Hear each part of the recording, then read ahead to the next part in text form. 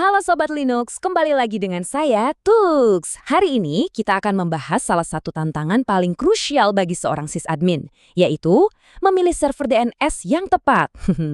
Kedengarannya sepele ya, tapi pilihan ini bisa sangat menentukan performa, keamanan, dan bahkan kewarasan kita dalam mengelola seluruh jaringan.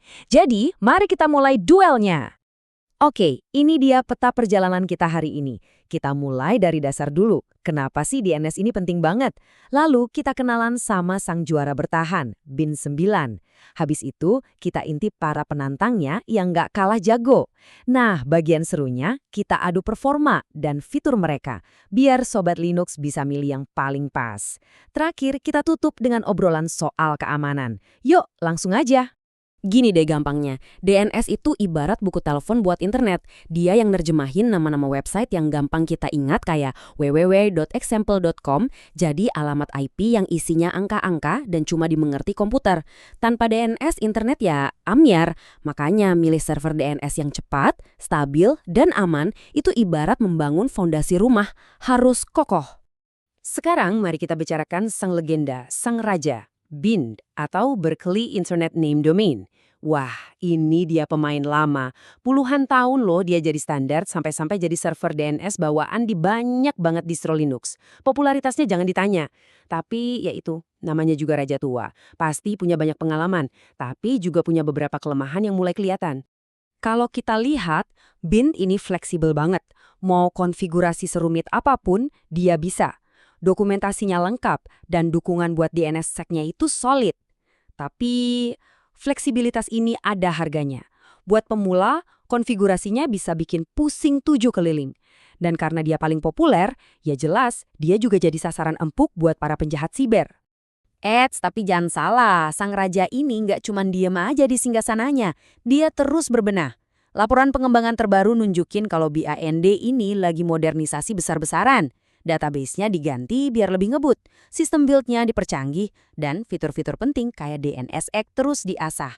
Intinya, sang raja masih berjuang keras buat mempertahankan tahtanya. Tentu saja, kalau ada raja pasti ada penantangnya kan? Seiring waktu, muncullah berbagai alternatif yang dibangun dengan pendekatan lebih modern.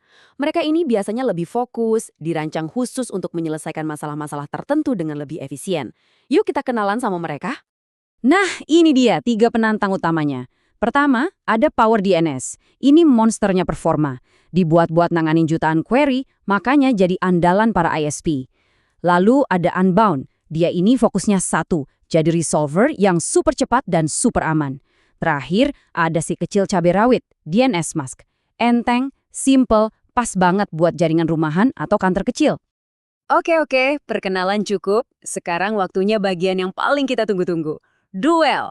Kita bakal adu mereka semua secara langsung, bukan cuma kata-katanya, tapi kita bakal lihat angka-angka real dari hasil benchmark. Siap?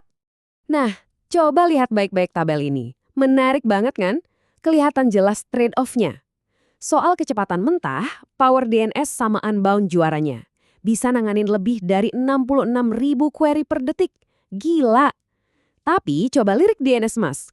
Walaupun paling pelan, penggunaan RAM-nya itu irit banget, cuma 5,4 MB. Sementara Bin, dia unggul di latensi rata-rata yang paling rendah. Artinya, tiap query dijawab super cepat. Angka-angka tadi itu bukan cuma teori loh, ini buktinya di dunia nyata. Ada seorang sysadmin ISP di Reddit yang cerita, dulu waktu pakai Binge, CPU-nya kerja keras di 50-70%. Begitu pindah ke Power DNS, penggunaan CPU anjlok ke 7-10% aja. Padahal jumlah query yang ditangani malah naik 50%. Ini bukti nyata soal efisiensi di skala besar. Jadi, poin pentingnya adalah performa itu bukan segalanya. Fitur juga jadi pembeda utama. Cuma DNS Mask yang punya server DHCP bawaan pas banget buat solusi praktis di jaringan kecil. Power DNS punya keunggulan bisa nyambung ke database. Ini penting banget buat ngatur zona dinamis skala besar. Terus Bin, dia tetap satu-satunya yang bisa jadi server otoritatif dan rekursif sekaligus dalam satu paket. Oke, kita udah lihat data performa, udah bandingin fitur-fiturnya. Sekarang, gimana cara nentuin pilihan? Ingat ya Sobat Linux, nggak ada yang namanya server terbaik untuk semua situasi. Yang ada, hanyalah alat yang paling pas untuk pekerjaan yang sedang kita hadapi. Nah, ini dia, contekan saktinya. Kalau Sobat Linux butuh satu server yang bisa semuanya, otoritatif iya, rekursif juga iya, bin 9 jawabannya. Buat jaringan kecil yang butuh DNS plus DHCP, udah paling bener pakai Densemask. Kalau ngurusin jaringan segede ISP dengan traffic gila-gilaan, Power DNS rekursor jagonya. Dan kalau keamanan dan privasi jadi harga mati, pilih Unbound. Biar makin gampang lagi, coba deh jawab 3 pertanyaan ini. 1. Server ini mau dijadiin apa perannya? 2.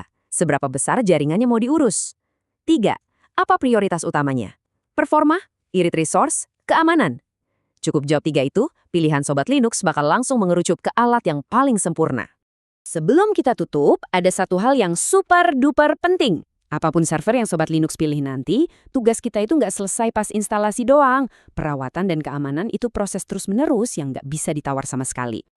Ini contohnya. Lihat deh, kerentanan di Bain 19 ini levelnya tinggi. Cuma gara-gara ada yang ngirim record DNS aneh, seluruh layanan DNS bisa langsung crash. Ini bukti nyata kalau software paling senior dan teruji pun butuh di-patching rutin. Kalau enggak, seluruh jaringan kita bisa lumpuh total. Ngeri kan? Nah, ini jadi pemikiran terakhir buat kita semua. Mungkin ya, di zaman sekarang ini kita nggak lagi nyari satu server DNS yang bisa segalanya. Mungkin masa depan itu adalah tentang membangun sebuah stack, menggabungkan beberapa alat khusus. Misalnya pakai Power DNS buat resolver, tapi pakai Bind buat otoritatif. Mereka kerja bareng. Gimana menurut Sobat Linux? Jika ada pertanyaan, tulis di kolom komentar ya. Jangan lupa subscribe untuk update terbaru. Dan jika suka dengan konten ini, klik tombol like. Sampai jumpa di pembahasan berikutnya.